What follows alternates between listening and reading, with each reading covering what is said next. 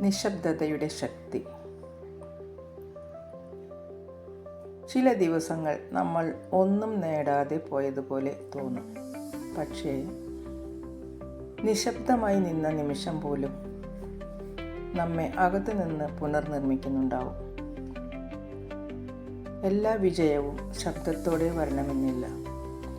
ചില മാറ്റങ്ങൾ ഹൃദയം മാത്രം കേൾക്കുന്ന ശബ്ദത്തിലാണ് നടക്കുന്നത്.